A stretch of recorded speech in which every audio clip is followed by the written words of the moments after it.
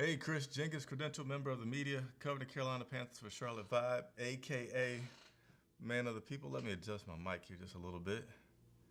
Give me a little bit more volume. Check, check, check, check. There we go. There we go. Chris Jenkins, credentialed member of the media, covering the Carolina Panthers for Charlotte Vibe, a.k.a. Man of the People, bringing you some news updates this Saturday, February 22nd, about this Carolina Panthers team. Continuing to bring you coverage as often as we can during the offseason. And getting ready to head to Indianapolis on Monday, where I'll be broadcasting live from there. Maybe 3 days. I might be able to get in there Monday, but definitely Tuesday and Wednesday. Look for some good extended coverage. Hopefully, fingers crossed, cheer for your boy. We'll be able to, again, have Dan Morgan and Dave Canales on the show like we did last year. So if you have not seen those, you're new to the channel, just be sure to check them out. Just Google Charlotte Vibe, Dave Canales, or Dan Morgan. You'll see those interviews that I were able to do with those guys last year at the Combine in Indianapolis. So going to be talking more analysis stuff this entire offseason. So, just bear with me a little bit, because sometimes I might just say generally speaking, because I want to make sure that I'm accurate in things. And when I'm not sure, I'll kind of say generally speaking. But overall, the goal for me is to continue to educate you guys during the offseason about what things mean. So as you continue to follow your favorite team, the Carolina Panthers, you'll have a little bit more knowledge about some things, all right? So we're going to talk about the the Dane Jackson release, and we're also going to talk about Austin Corbett tonight and get you guys back to enjoying your Saturday night. So, what's going on, Sports Guy Show? Shackhead, good to see you as always. Still a member. Memberships are appreciated and greatly needed. Independent media, 100% supported by you guys, your super chats, your memberships, and any of that stuff. So if you have the opportunity to do so, it's greatly appreciated. And for those who want to continue to see me grow, always just hit the like button, leave a comment, just engage with the videos every time, and that'll help me continue to grow as we're trying to get to 20,000 subscribers. So let's go ahead and get into it.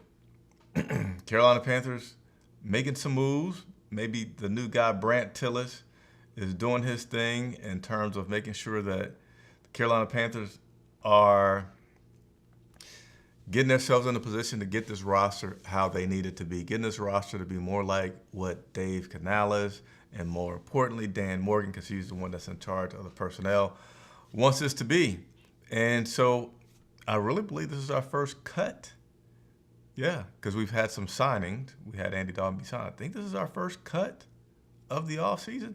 But nevertheless, Dane Jackson did not make it a full calendar year with the Carolina Panthers.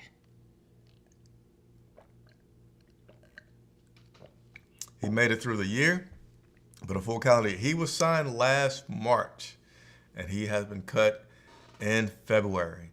And I'll talk about why I think he was cut. So basically, Dane came to the Carolina Panthers after being with the Buffalo Bills for 4 years, signed his contract. It was a 2-year contract worth up to about $14 million, but the contract itself,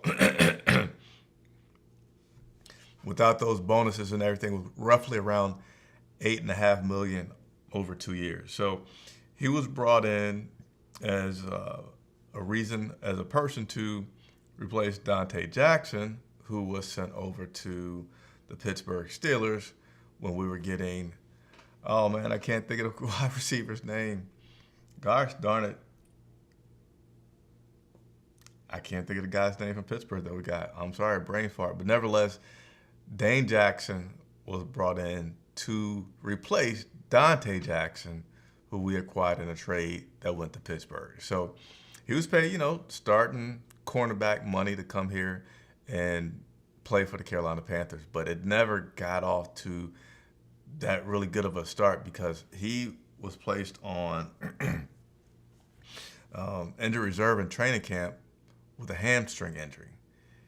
That's never good, right? You get a guy and then he can't play right away. I forget who else we had that happened to, but I think his thing was more health related that happened. But nevertheless, he was placed on injury reserve during training camp with a hamstring injury. And then he didn't return to the Panthers until about October, I believe that was, that he came back. And while he was out, Mike Jackson, another Jackson, served in his role, and then it also allowed for the development and more time for rookie Shaw Smith-Wade. So Dane gets signed. He can't even go through training camp, being on injured reserve. He doesn't come back until October. And then once he comes back in October, he started 3 games and had 9 appearances. 3 games, 9 appearances. You're paying this guy approximately $3 million-ish per year, and he's not really giving you an impact. And then as the season, if you look at the season in totality, what ended up having happened was a lot of rookies on that defensive side got some shine, and they did really well, like Damani Jackson. Not Damani Jackson. Damani Richardson is another guy that was able to, undrafted, at times need to be a starter on this team and played impact ball when he did. Same thing with Shaw Smith-Wade. Was needed due to injuries, got caught up and played some really good games when he was here. So overall, from a business standpoint and how much you're playing these guys, if you feel like Shaw Smith-Wade, which had he's costing us under $1 million a year, he's getting paid about $850. That's rookie money, right? He's getting paid $850. Excuse me. I don't know what happens sometimes when I get on these videos. My voice is going all over the place. But you also have Mike Jackson that was getting paid about $1 million. And then you had Dane, which is getting paid about $3.5 million, not giving you that much production, right? So furthermore with that, it's an opportunity to save money, right? So when you release Dane, that gives you an additional $3.5 million to spend. You look at the new cap space that they're looking at. I think it's going from about 217 to about the 270s mark. I don't think the NFL has quite yet pinned down what that mark is, but an extra $3 million is significant. Give you again, now the Panthers are closing in on $30 million that they'll have free to spend on players. That gets you someplace. So, and then furthermore, from a performance standpoint, I think Dane had about, let's say, 25-ish tackles on the season with his production and the amount of time that he was out there. Shaw Smith-Wade, again, getting paid. You're looking at a guy $3.5 million versus $850,000. He had, let me look so I can be decently accurate here. He had about 40. So he had a guy from 20, well, I'll round up to say he had 25 getting paid $3.5 million. Another guy has 40 getting paid about $850,000. Shaw Smith-Wade had an interception. Dane didn't have any interceptions. So I could talk about the stats all day long, but essentially it's just basically, generally, to understand it, Panthers felt like they could get rid of a guy, save some money, have a rookie replace him, and still be in about the same boat, but have money to spend to replace other positions. That's what all boils down to. And so far, we'll see. We'll see what happens with this, where they go to spend the money. I plan on asking Dan about that this Tuesday, hopefully when I have the opportunity to talk with him. Like, well, hey, what kind of flexibility does this give you? And what are you looking at in terms of balancing out with using that money and free agency? And, of course, through the draft they have to sign. That's pretty structured now, what guys are going to get based on their draft positions. So one other thing that I want to talk about with our free agents, we have a number of free agents. So let me put this on the screen really quickly for you guys to see what we last were at. This isn't the full list, but this is just a partial list, and I have not updated it, right? But you'll see, like, Andy Dalton's the first guy on this list. He just signed a new contract, so he's no longer a free agent. Again, I have not updated this list since the end of the season. But you also see the center, Austin Corbett, is on that list. And Austin Corbett is a guy that is similar to Dane Jackson, if you will, and that he's had some injuries. But he's also been pretty effective and pretty good when he's been in there. And his contract is expiring. So it was set to expire on March the 1st, which is shortest month of the year. Dang, that means a month. Sorry, I just had a personal thought about the month ending short and sooner than usual with it being February. As a business owner, I have extra bills. You know, you have your normal bills to pay as a person, and then you have your business bills. So just like, oh man, already time to pay all those bills. So I digress to say that shortly, Austin Corbett's decision time would have been up on what they're going to do with him. So they changed that date from March 1st to March 10th, giving them effectively 10 more days to come to a conclusion with Corbett on his future to see if they're going to be able to sign him to a new contract or not. So I wanted to make sure that you guys were aware of that. Again, they moved his date. It was going to be void March 1st. Austin Corbett, the center, his date has now been moved to March 10th, giving them time, not a guarantee that they're going to work things out, but certainly it's basically saying, hey, I think it's a positive sign for we want you back.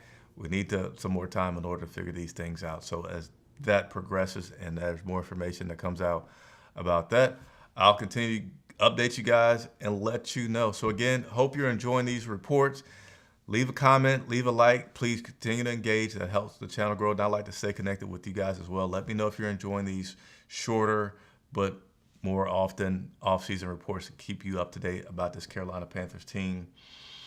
And let me just check and see if there's any big questions out there before I get out of here. What's up, Sports Guy? What's up, Kevin Falkery? What's going on, Antonio McClanahan and Ali Bodrick? Some of these guys are members, so thank you very much. Let me go ahead and see if I can take a quick look and see what you guys are talking about. Here's Kevin saying what's up. Appreciate you tuning in, Kevin. And then we have Sports Guy Show saying they finally cut.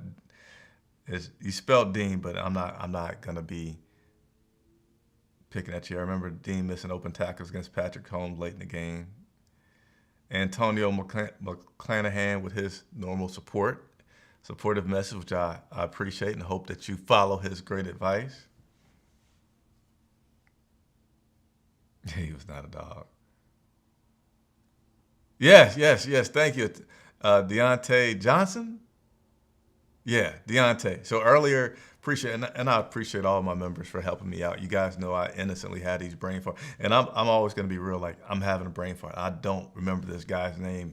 But earlier I was talking about the fact that we got Dane Jackson when we released Dante Jackson, and we acquired in a trade with the Steelers, Deontay Johnson. All these J's. And I'm Chris Jenkins. But Deontay Johnson was the wide receiver that we got when we traded away Dante Jackson. Appreciate you, Antonio, with helping me out with that right there. Oh, goodness. Yeah, I'm not going to comment on this one here with some things. And things that I won't comment on, you guys can see. You guys can check it out there on Twitter. For me, Twitter's a crazy. I feel conflicted about Twitter, man. I know it's a good source to get media out there, but every time I look at Twitter, I feel like I see so much other stuff that is completely of no interest to me. So maybe I'm just becoming an old fart. Again, it's a good medium. I just wish that the algorithms would change more towards like what I want to see, having more control over that. I long for that. Again, I like the platform, but I just need it to be like, hey, don't show me gossip. Don't show me this kind of stuff. Just give me that. Keep me narrow. But nevertheless, hey, appreciate everybody for watching. I'm Chris Jenkins for Charlotte Vibe. See you again pretty soon.